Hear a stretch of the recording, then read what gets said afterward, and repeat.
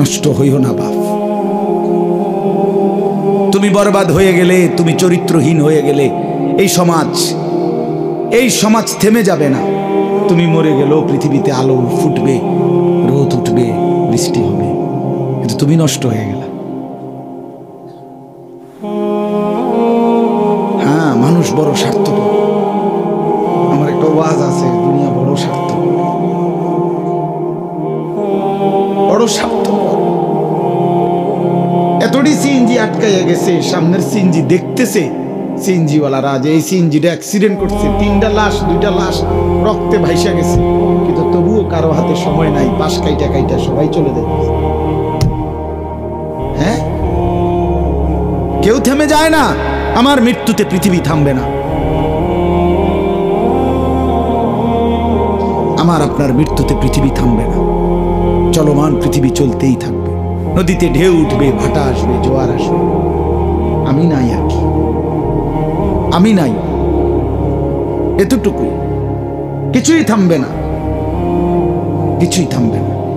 আপনার আমার মৃত্যু যেদিন হবে, খোদার কসম, সেদিনও সংসারের বহু প্রয়োজনীয় জিনিস কেনাকাটার বাকি থেকে যাবে। এটাই সত্য, এটাই সত্য। দুনিয়া রাক্ষস, দুনিয়া অতৃপ্ত। এই রাক্ষস শুধু হা করে, গিলে খায়, আবার হা করে। অতৃপ্ত এক দুনিয়া।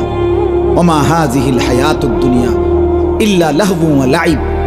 আল্লাহ বলে, বান্দা শোনো, দুনিয়ার জীবন শুধুই তামাশা, শুধুই খেলাধুলা। ওয়া ইন্নাদ দারাল আখিরাতা লাহিয়াল হায়াওয়ান। রব্বুল আলামিন বলে, আখিরাতের ঘর জান্নাত, সেটাই কেবল জীবন, বেঁচে থাকা। লাউ কানু ইয়ালামুন। এরপরে রব্বুল আলামিন বলে, বান্দা আমার এই কথাটা যদি তোমরা বুঝতা। আল্লাহ বলেন, রে বান্দা, যদি এই কথাটা বুঝতা, কতই না ভালো হতো যে দুনিয়া শুধুই তামাশা। ওমাল হায়াতুদ দুনিয়া ইল্লা মাতাউল গুরুর। আল্লাহ বলে, বান্দা দুনিয়ার জীবন আর কিছুই নয়, শুধুই ধোঁকা। শুধুই কি? যিনি বানাইছেন তিনি বলছেন ধোঁকা। দুনিয়া বানাইছেন কে? ইন্না জাআলনা মা'আল আরদি যিনাতাল লাহা। আল্লাহ বলে, গোটা কায়নাত সৌন্দর্যময় করে আমি আল্লাহই বানিয়েছি। আবার তিনি বলছেন এটা ধোঁকা, এটা তামাশা, এটা হাওয়াই বেলুন, হাওয়াই মিঠাই। হাওয়াই মিঠাই তো কয়টা আমরা খাইতাম, কটকটির মতো একটি আছিল না, লাল লাল, এগুলো এমনি ফুল্লা রয়েছে, হাতে নিলে হাওয়াই মিঠাই কই না এগুলো রে। দুনিয়া হাওয়াই মিঠাই, চুপসে যায়। এই সুখের আঙ্গিনার সব কিছু রেখে আজকে আমি কিতাবে পড়ছি, মনে আছে নি? আজকে শুনাইছি আমার সাথী গাড়িতে বসে বসে কিতাব থেকে। এক মহান বুজুর্গ বলছেন, হে আল্লাহর বান্দা, দুনিয়ারে সাজাইলা, ও চিরেই হবে এমন। দুনিয়ার এই সম্পদ, অর্থবিত্ত হতে পারে একদিন ছিল, কিন্তু একদিন তোমার আর এগুলো নাই, তুমি ফকির। অথবা এগুলো আছে কিন্তু তুমি নাই, হবে। দুইটার একটা হবে। কথা বলেন না কেন? হয় সকালের এই সম্পদ বিকালে নাই, কয়দিন পরে নাই। আজকের ক্ষমতা কয়দিন পরে নাই। অথবা সবই আছে কিন্তু তুমি নাই। এই দুইটার একটা। এর তিন নম্বরটা কিছু নাই, এটাই। এই জন্য আমি অনুরোধ করছি যুবক ভাই সবাইকে বলছি, ভাইয়া তুমি নষ্ট হয়ে গেলে নষ্টই হইলা। পৃথিবী কিচ্ছু হবে, ইসলামেরও কিচ্ছু হবে। ইসলাম টিকবে, কোরআন থাকবে। ইয়া আইয়ুহাল্লাযীনা আমানু মান ইয়ারতাদ্দা মিনকুম আন দীনিহি ফাসাউফা ইয়াতিল্লাহু বিকাউমিন। আল্লাহ বলেন, হে ঈমানদারগণ, আমাদেরকে বলছে আল্লাহ, তোমরা যদি সকলেই আমার দিন থেকে ত্যাগ করে মুরতাদ হয়ে যাও, ত্যাগ করো, আল্লাহ বলে কোনো অসুবিধা নাই। ফাসাউফা ইয়াতিল্লাহু বিকাউমিন, আমি নতুন জাতি বানাবো, ইউহিব্বুহুম ওয়া ইউহিব্বুনা, যারা আমাকে ভালোবাসবে, আমি যাদেরকে ভালোবাসবো। এই বেটা আমার 2 সেকেন্ড লাগবে না, আমি আবার মানুষ বানাবো। আমি তোর কাছে ঠেকা না বান্দা, আল্লাহ ঠেকা। এই জন্য দোস্ত, ছেলেরা নষ্ট হইও না বাপ। সারাদিন যারা 1 ওয়াক্ত নামাজ পড়লাম, এই বন্ধু আজকের সারাদিনে যারা 5 ওয়াক্ত নামাজে একটা সেজদা দিলা না, তুই কেমনে বন্ধু মায়ের পবিত্র দুধ খাইলি বন্ধু?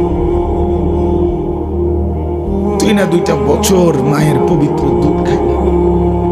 তুমি না একটা মুসলমান বাবার ঘরে বড় হইছিলা। তুমি না ভোটার আইডি কার্ডে লিখছো ধর্ম ইসলাম। তুমি না জন্ম নিবন্ধন সনদে লিখছো তোমার ধর্ম ইসলাম। তুমি না পাসপোর্টে লিখছো তোমার ধর্ম ইসলাম। একটা সেজদা দিলা না কেন? একটা সেজদা দিন। আপনি আমার দায়িত্ব দেন, আমি বের করে দিই বেনামাজি। আপনি শুধু অনুমতি দেন, আমি দাঁড় করাই। বেনামাজি অপদার্থ তো দেখলেই চিনা যায়। আরে বেনামাজি নির্লজ্জ, অসভ্য, বেহায়া, অপদার্থ তোরে দেখলেই চিনা যায়। তোর চেহারায় কোনো রসকস, মায়া, মহব্বত, দয়া মায়ার লেশ মাত্র নাই। এত বড় মালিক, 7 আসমানের মালিক, 7 জমিনের মালিক, কুল কায়নাতের মালিক, আমার অস্তিত্বের মালিক, আমার মাথার তালু থেকে পায়ের নখ পর্যন্ত ভেতর বাহির যার হাতে, যার ইচ্ছায়, যার সিদ্ধান্তে আমার চোখের পলক পড়ে, আমার হাত নড়ে, পাও নড়ে, আমার হৃদয়ের স্পন্দন, হৃদস্পন্দন চলে, আমার নিঃশ্বাস আসা যাওয়া করে। এই যুবক, এই এত বড় মহান আল্লাহর সামনে যারা ঘাড় নোয়াইল না, যার যে সেজদা দেয় না, ঘাড় নোয় না, খোদার কসম বেটা তোর চাইতে বড় ঘাটতারা, গাদ্দার, বেয়াদব আল্লাহর জমিন আর কেউ নাই। তুই সবচেয়ে বড় ঘাউরা বেটা, তুই গাদ্দারা নাম্বার 1, তুই গাদ্দার, তুই গাদ্দার বেটা, তুই ঘাটতারা বেটা। কার সামনে মাথা নোয়াই? খামকে এটা চেয়ারম্যান মনে করছো নাকি? হ্যাঁ এই বেটা, এটা চেয়ারম্যান মনে করছো? এটা এমপি মনে করছো নাকি? এত বড় মালিকের সামনে তুমি মাথা নোয়ানো, তোমার ঘাড় কত শক্ত ঘাড়, চিন্তা করছেন? এটা কেমন গাউরা বলেন না কেন? এই ঘাটতারা না? কথা বলেন, বলেন, স্বীকার করেন। তুই গাদ্দার না বেটা? আমি তো বললাম আমার নাম আনিসুর রহমান, মনে রাখো আমার নাম। আমি বললাম মনে রাখো বেনামাজি, যার কপাল সেজদা জমিনে পড়লো না, ঘাটটা নোয়াইলা না, তোমারে কবরে ফেরেশতা প্রথম ঘাটটা চাই একটা বাড়ি দিবে, একটা বাড়ির লোক ফাড়াই নেবে, একদম ঘাটটা ফাড়াই নেবে। সেদিন বুঝবি বেটা আল্লাহর সাথে গাদ্দারির পরিণতি কি। ওমা কাদারুল্লাহ হাক্কা কদরি, আল্লাহ কোরআনে বলছে বান্দা তুই আমারে সঠিক কদর করলি না, আমিও তোরে দেখো। তুই আমারে কি মনে কর? আমি রহমান শুধু না, আমি তো আজিজ। আমি একদিকে রহমান, রহিম, গফফার, গফুর, গাফির, সত্তার। আমি সেই আল্লাহ আজিজ, জুন্তিকাম, সরিউল হিসাব, শদীদুল ইকাব। আমি প্রচন্ড প্রতিশোধ গ্রহণকারী, আমি দ্রুত আযাব দেনেওয়ালা, আমি দ্রুত হিসাব গ্রহণকারী, আমি মহাশক্তিধর, আমি কাহার, আমি জব্বার, আমি আজিজ, আমি মুক্তাদির। তুই আমারে কি মনে করছো বান্দা? বাদ্দুকে খাওয়াইছি দেখে ফাঙ্গাসের তেলাপিয়া, এই ফুলকপি আর ভাতাকপি, ফার্মের মুরগা আর কক মুরগা, এই তান কদ্দুর খাওয়াইছি দেখে তুমি আমারে ভুলে গেছো বেটা। তোর চাইতে ভালো বেশি উত্তম দুনিয়া, সম্পদ, খাদ্য আমি তো আল্লাহ জঙ্গলের বাঘ ভাল্লুকরে এতে বালা খাবাই বেটা। কথা বলেন না কেন? দুনিয়া আমরা কি ভোগ করছি? আমি নিজ চোখে আপনার দেখছি চট্টগ্রামের পরে এক চিড়িয়াখানা আমারে নিছিল আরো আগে। তো আমি যখন দাঁড়াইছি তখন দেখছি চিড়িয়াখানার যে বাঘটা, বাঘের খাঁচার সামনে, ওই সময় বাঘেরে গোশত দিছে, গরুর গোশত বস্তাতে ফেলাইছে। তা আমি বললাম ভাই কদ্দুর দিলেন গোশত বাঘেরে? ওই লোক বলতেছে হুজুর জঙ্গলে যে পরিমাণ খায় ওইটা তো এখানে সম্ভব না, এটা চিড়িয়াখানা, এটা সীমাবদ্ধতা আছে। আমি বলছি আচ্ছা ঠিক আছে ভাই, কিন্তু দেখছেন কদ্দুর, প্রতি বেলা গড়ে 20 থেকে 22 কেজি গরুর গোশত দেওয়া হয়, একটা ভাগ। এও সীমিত, এও সীমিত।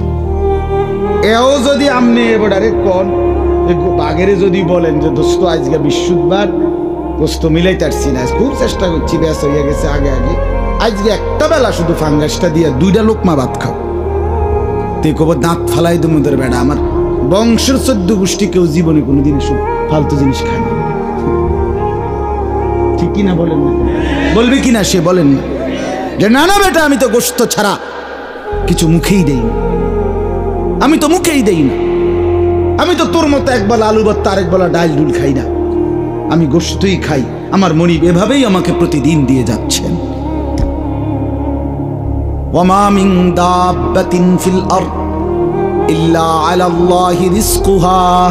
ওই মাওলানা সাহেব আমার আগে যে বয়ান করছে উনি এটা কইছে, আমি শুনছি আয়েশা। ইয়ালামু মুস্তাকাররাহা ওয়া মুস্তাওদাআহা কুল্লুম ফি কিতাবিন মুবিন। রব্বুল আলামিন বলে, বান্দা কায়নাতের মধ্যে যত কিছু আমি সৃষ্টি করেছি প্রত্যেকের রিজিকের জিম্মাদারি আমি একাই আমার কাঁধে তুলে নিলাম। ইয়ালামু মুস্তাকাররাহা, আমার কোন সৃষ্টি কখন কোথায় থাকে, কখন কোথায় রিজিক পৌঁছাইতে হবে এটা আমি আগের থেকেই জানি। ওয়া মুস্তাওদাআহা, আমার কোন সৃষ্টি কোথায় দাফন হবে, কোথায় মৃত্যু হবে আমি মাওলা সেটাও আগের থেকেই পুরাপুরি জানি। কুল্লুম ফি কিতাবিন মুবিন, সব কিছু আমি আল্লাহ সুস্পষ্ট তাকদীরের মধ্যে আসমান জমিন সৃষ্টির আগেই লিখে রেখেছি। দুনিয়া খুব বেশি ভোগ করছি আমরা, বলেন না বাপ? আহামরি কোনো কিছু। আমাদের চট্টগ্রামের একজন প্রখ্যাত বক্তা আছে, আলেম, আল্লামা ডক্টর আফম খালিদ হুসাইন, অনেক সুন্দর আলোচনা করে, একজন বড় আলেম ও জেনারেল লাইনও উচ্চ শিক্ষিত, ডক্টরেট করা। উনি একদিন বয়ানে বলছেন, আমি নিজে শুনছি, হুজুর বলতেছেন একটা হাতি একদিনে 250 কেজি খাবার খায়, 90 লিটার পানি খায়।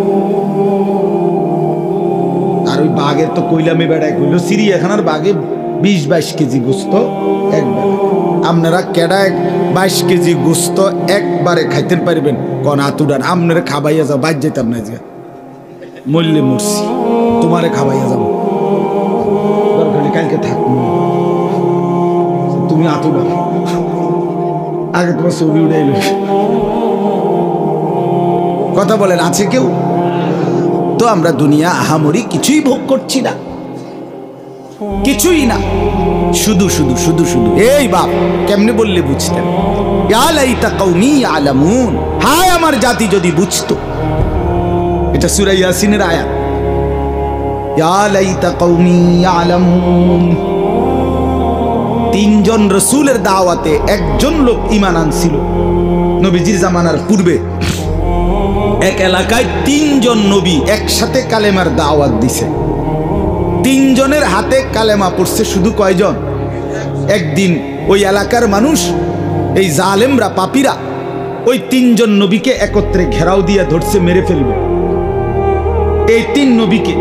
তখন ওই লোকটা এতদিন নিজের ঈমান গোপন রাখছিল ভয়ে, একজন যেহেতু, আজকে সে চিন্তা করলো আজও যদি আমার ঈমান গোপনে রাখি তা আর আমার ঈমান কি কোন দিনের লাগে,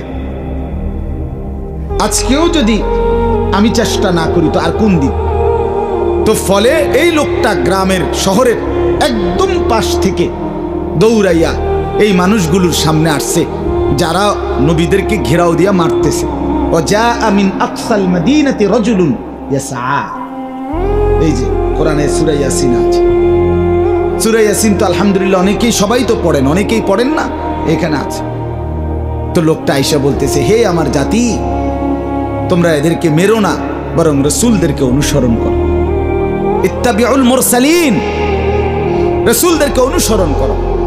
এরপরে বলছে তোমরা এটা বুঝতে চেষ্টা করো, এত সুন্দরে উনি বলছে, এই একটা লোক একজন কাঠুর গাছ কাটে, কাঠ কাটে, কিন্তু ইমানদার, তার বলার ঢং কি সুন্দর। সে বলছে ওয়ামালিয়া লা আ'বুদুল্লাযী ফাতারানি ওয়া ইলাইহি তুরজাউন। আরে জাতি, আমার এই কথাটা বুঝাইয়া দাও যে যে আমাকে সৃষ্টি করেছেন আমি কেন তার ইবাদত করব? আমি তার বন্দেগী করব না কেন? এই যুবক, যদি এই কথাটা বুঝতা, কেন ইবাদত করবা না আল্লাহ? আজকের সারা দিনে তোমার অস্তিত্বের প্রতিটা নড়াচড়া আল্লাহর দেওয়া না, তো তুমি কেন সিজদা করবে?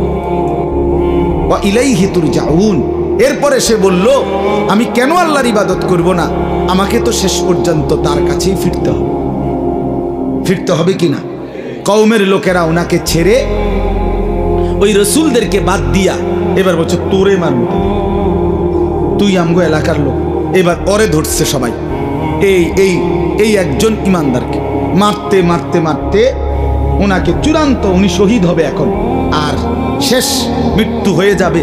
এই মুহূর্তে আল্লাহর কুদরতে আল্লাহর ফেরেশতা ওনার সামনে, চোখের সামনে জান্নাতে ওনার যে ঘরটা, জান্নাতটা, এটাই না সামনে ধরছে, ধরে বলছে কিলা দুখুলিল জান্নাহ। এই ঢোকো ঢোকো, আও না, ভাই এলো, এই ইমানদার আসো না, ও দুখুলিল জান্নাহ, জান্নাতে ঢোকো।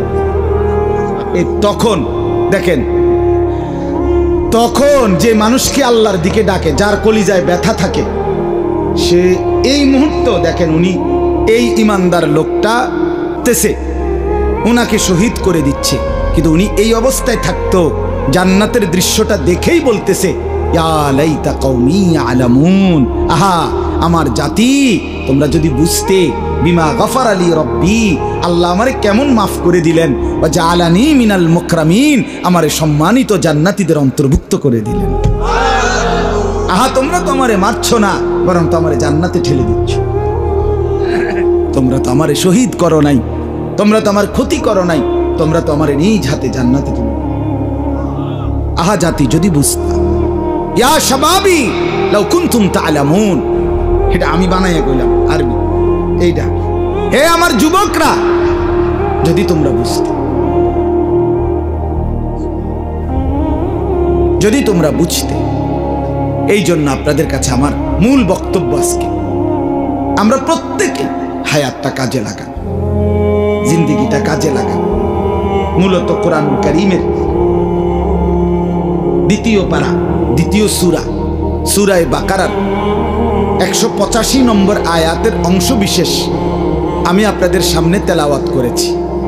মূল উদ্দেশ্য খুব লম্বা তাফসির করার, শুধু অনুভূতি জাগান। খুব বেশি তাফসির করার মতো যোগ্যতা আমার মোটেই নাই, কিন্তু আমি শুধু বিবেক জাগাইতে চাই। আমি প্রতিদিন বলি আমি এক ফেরিওয়ালা, যে ফেরিওয়ালার বৈশিষ্ট্য হইল ফেরিওয়ালা নিশ্চিত জানে তার প্রতি ডাকে কাস্টমার আসে না। কথা বুঝেন না? তার পণ্যের ঘোষণাটা সে যতবার দেয় প্রত্যেকবারই কি কাস্টমার আইয়ে না, সে জানে এটা।